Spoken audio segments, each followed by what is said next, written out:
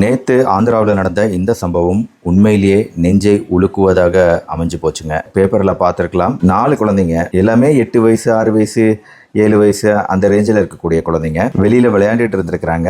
அப்போ அவங்க வீட்டு முன்னாடி ஒரு காம்பவுண்டுக்கு இந்த பக்கம் ஒரு கார் நிற்கிது. ஒரு 2 நாளுக்கு முன்னாடி யாரோ அந்த காரை நிறுத்திட்டு போயிருக்காரு. கார் சரியாக க்ளோஸ் பண்ணாமல் போயிருப்பாரு அப்படின்னு நினைக்கிறேன். இல்லை காரை லாக் பண்ணலையோ என்னவோ தெரியல. விளையாண்டுட்டு இருந்த குழந்தைங்க காருக்குள்ளார போயிட்டாங்க.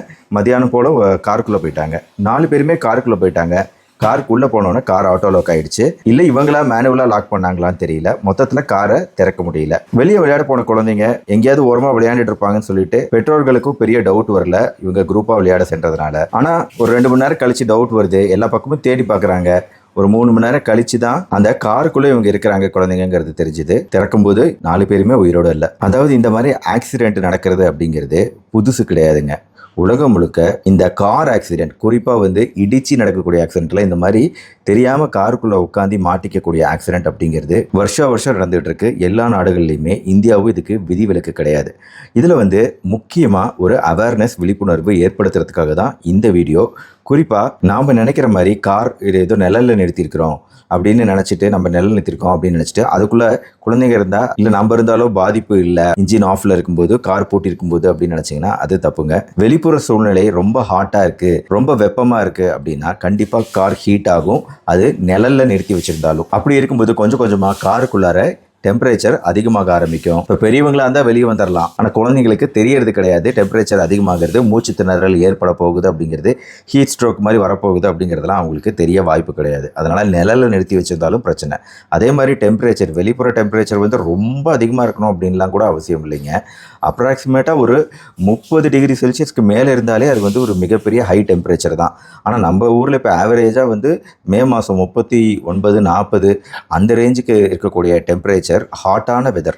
இதில் காருக்குள்ளார குழந்தைங்க இருந்தாங்கன்னா கொஞ்ச நேரம் இருந்தால் கூட அது ஒரு மிகப்பெரிய பிரச்சனை தான். அதை இன்னொன்று என்ன நினைக்கிறோன்னா, இப்போ பெட்ரோல் பங்க்கு பெட்ரோல் போட போகிறோம், கொஞ்ச நேரம் தானே இருக்கிறாங்கன்னு சொல்லிட்டு காரை ஆஃப் பண்ணிவிட்டு பெட்ரோல் போடுற வரைக்கும் குழந்தைங்களை உள்ளே வச்சிருக்கிறது கூட, காருக்குள்ளார எல்லா பக்கமும் க்ளோஸ் பண்ணி ஏசியெல்லாம் ஆஃப் பண்ணி வச்சிருக்க காருக்குள்ள குழந்தைங்க கொஞ்ச நேரம் இருந்தால் கூட மூச்சு திணறல் ஏற்படக்கூடிய வாய்ப்பாக இருக்குங்கிறத நம்ம புரிஞ்சுக்கணும். அதனால குழந்தைங்க தூங்கிட்டு இருப்பாங்க.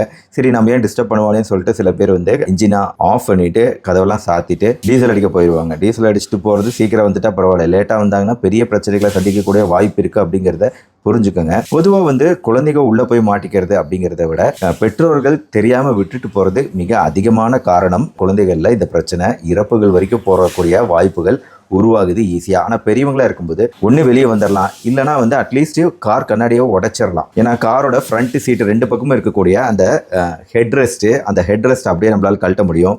கழட்டி அதை வச்சு உடைக்கலாம். அப்படி இல்லைனா இன்றைக்கி வரக்கூடிய மாடர்ன் கார்லலாம் அந்த சுத்தியல் அப்படிங்கிறது உள்ளே இருக்கும். அந்த சுத்தியலை வச்சு அதுக்காகவே கொடுக்கப்பட்டிருக்கு. ஒரு வேளை மாட்டிக்கிட்டோம் காருக்குள்ளே, ஏதாவது ஒரு காரணத்தில் மாட்டிக்கிட்டோம்னா அந்த சுத்தியல் வச்சு கிளாஸை உடச்சி வெளியே வரத்துக்காகவே சுத்தியல் கொடுக்கப்பட்டிருக்கு. ஃபர்ஸ்ட் எய்டு கிட்ட அது உள்ளே இருக்கும், டேஷ்போர்டில் இருக்கும். உடம்போட கோர் பாடி டெம்பரேச்சர் அப்படின்னு சொல்லக்கூடிய வெப்பநிலை 104 டிகிரி ஃபாரன்ஹீட்டுக்கு மேலே இல்லை 40 டிகிரி செல்சியஸ்க்கு மேலே போச்சுன்னா பிரெயின் வரைக்கும் பாதிப்புகள் ஏற்படக்கூடிய அபாயம் இருக்குது பூட்டிய காருக்குள்ளார. அதனால் தயவு செஞ்சு இந்த மாதிரி பூட்டிய காருக்குள்ளே குழந்தைகள் இருப்பதை டோட்டலாக அவாய்ட் பண்ணுங்கள். வெளியே நீங்கள் இறங்குறீங்க அப்படின்னா கூட குழந்தைகளையும் சேர்த்து இறக்குறது தான் முக்கியம். ஏதாவது ஒரு டென்ஷனில் இருக்கும் அப்படின்னு சொல்லிட்டு ஏதாவது பேங்க்குக்கு போகிறோம், சின்ன குழந்தை தூங்கிட்டு இருக்கு அப்படின்னு கூட நீங்கள் விட்டுட்டு போயிடக்கூடாது. பெரிய டேஞ்சர். முக்கியமான இந்த விழிப்புணர்வு பதிவை உங்கள் ஃப்ரெண்ட்ஸ் ரிலேட்டிவ்ஸ்க்கு ஷேர் பண்ணுங்கள். மறுபடியும் நாளைக்கு பார்ப்போம். நன்றி, வணக்கம்.